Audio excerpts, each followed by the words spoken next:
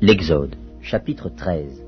L'Éternel parla à Moïse et dit : Consacre-moi tout premier-né parmi les enfants d'Israël, tant des hommes que des animaux. Il m'appartient.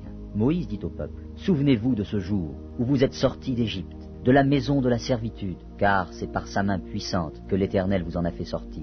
On ne mangera point de pain levé. Vous sortez aujourd'hui dans le mois des épis, quand l'Éternel t'aura fait entrer dans le pays des Cananéens, des Héthiens, des Amoréens, des Éviens et des Jébusiens, qu'il a juré à tes pères de te donner, pays où coule le lait et le miel. Tu rendras ce culte à l'Éternel dans ce même mois. Pendant 7 jours, tu mangeras des pains sans levain, et le 7e jour, il y aura une fête en l'honneur de l'Éternel. On mangera des pains sans levain pendant les 7 jours. On ne verra point chez toi de pain levé, et l'on ne verra point chez toi de levain, dans toute l'étendue de ton pays. Tu diras alors à ton fils : c'est en mémoire de ce que l'Éternel a fait pour moi lorsque je suis sorti d'Égypte. Ce sera pour toi comme un signe sur ta main, et comme un souvenir entre tes yeux, afin que la loi de l'Éternel soit dans ta bouche. Car c'est par sa main puissante que l'Éternel t'a fait sortir d'Égypte. Tu observeras cette ordonnance au temps fixé d'année en année. Quand l'Éternel t'aura fait entrer dans le pays des Cananéens, comme il l'a juré à toi et à tes pères, et qu'il te l'aura donné, tu consacreras à l'Éternel ton premier-né, même tout premier-né des animaux que tu auras. Les mâles appartiennent à l'Éternel.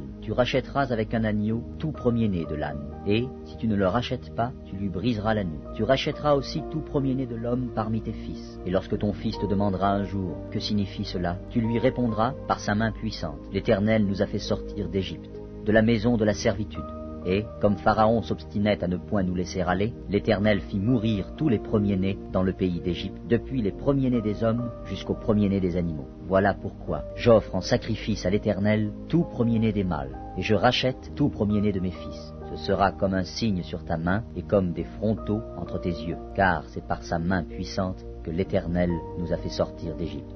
Lorsque Pharaon laissa aller le peuple, Dieu ne le conduisit point par le chemin du pays des Philistins, quoique le plus proche. Car Dieu dit : le peuple pourrait se repentir en voyant la guerre et retourner en Égypte. Mais Dieu fit faire au peuple un détour par le chemin du désert, vers la mer Rouge. Les enfants d'Israël montèrent en armes hors du pays d'Égypte. Moïse prit avec lui les os de Joseph, car Joseph avait fait jurer les fils d'Israël en disant : Dieu vous visitera et vous ferez remonter avec vous mes os loin d'ici. Ils partirent de Sukkot et ils campèrent à Étam, à l'extrémité du désert. L'Éternel allait devant eux, le jour dans une colonne de nuée pour les guider dans leur chemin, et la nuit dans une colonne de feu pour les éclairer, afin qu'ils marchassent jour et nuit. La colonne de nuée ne se retirait point de devant le peuple pendant le jour, ni la colonne de feu pendant la nuit.